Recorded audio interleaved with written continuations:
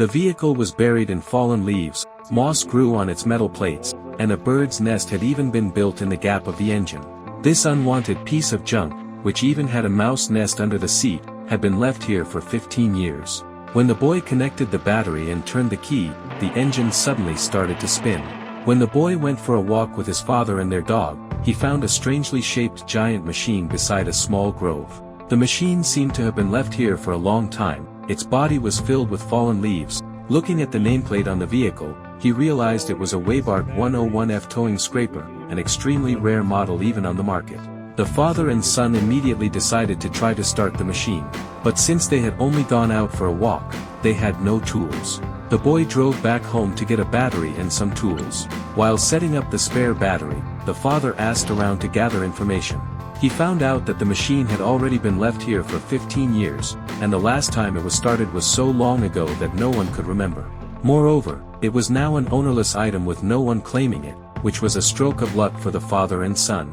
The two quickly connected the battery and fixed it firmly with pliers. The machine's engine compartment was equipped with a V8 Cummins V504 diesel engine. When the boy pulled out the oil dipstick, the oil was very dirty and thick, but fortunately, there were no signs of water or coolant mixing in, which was good news. He climbed to the front of the vehicle and opened the radiator cap, but it was empty and completely dry. Then the boy got into the driver's seat. There was a blanket on the seat, with 2 piles of animal droppings left on it. When he tried to remove the blanket, he noticed a mouse nest underneath and had to step back temporarily. The boy stood beside the machine and pressed the accelerator pedal to check if it was stuck. Then the two tried to start it, but there was no response from the engine compartment at all.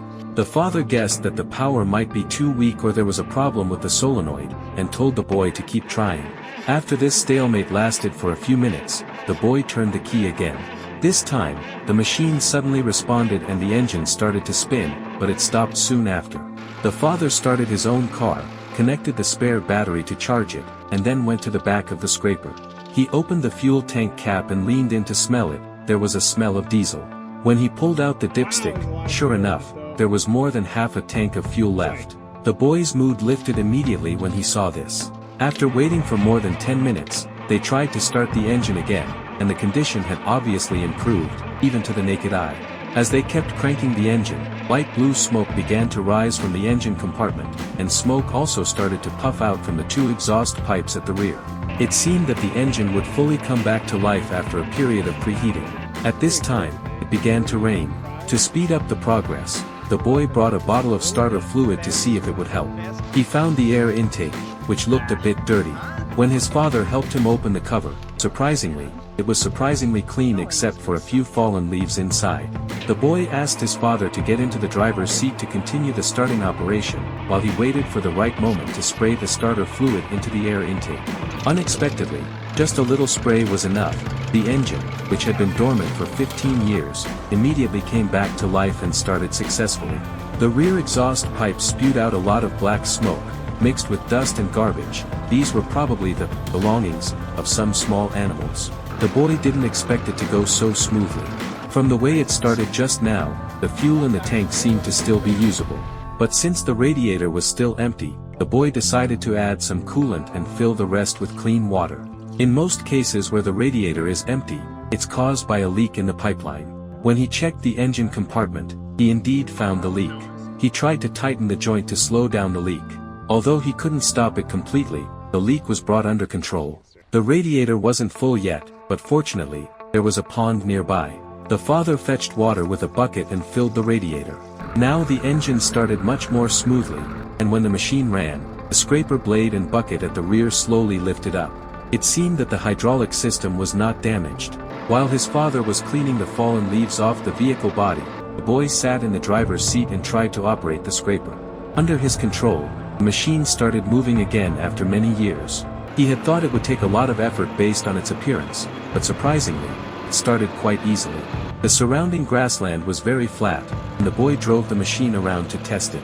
The front tractor part pulled the rear scraper device forward, and the huge tires looked very majestic. The boy gradually increased the speed and felt that he could drive it home directly. It was about an hour's drive from here to home, and it would be a waste not to use the fuel in the tank. So the boy and his father drove the scraper back home directly. It was already late, so they parked it there temporarily. Early the next morning, the outside was covered with thick snow.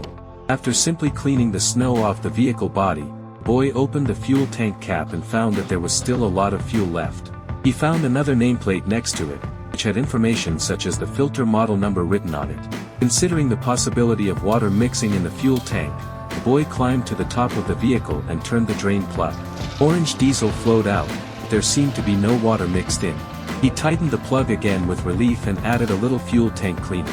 Furthermore, the boy bought new filters based on the information on the nameplate. These were not expensive, so he decided to replace all the replaceable ones. He crawled under the vehicle and drained all the old oil from the engine. There was so much that it filled 2 large buckets.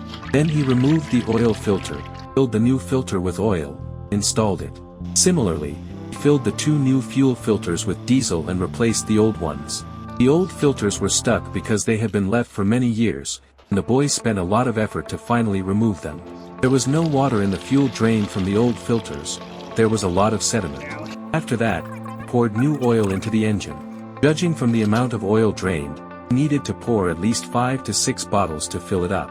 Finally, quickly replaced the small coolant filter and checked the mixing ratio of coolant and water with a small tool he bought. Now they were finally ready to start the machine again, and the boy started the engine.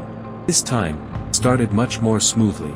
He operated the scraper to drive freely in the snow, and also moved the rear blade to practice loading soil into the rear bucket and dumping it elsewhere. He connected the battery quickly, and the boy started the engine. Started much more smoothly. He operated the scraper to drive freely in the snow, and also moved the rear blade to practice loading soil into the rear bucket and dumping it elsewhere. Now let's see how this giant machine works. If so, please feel free to discuss it in the comment section.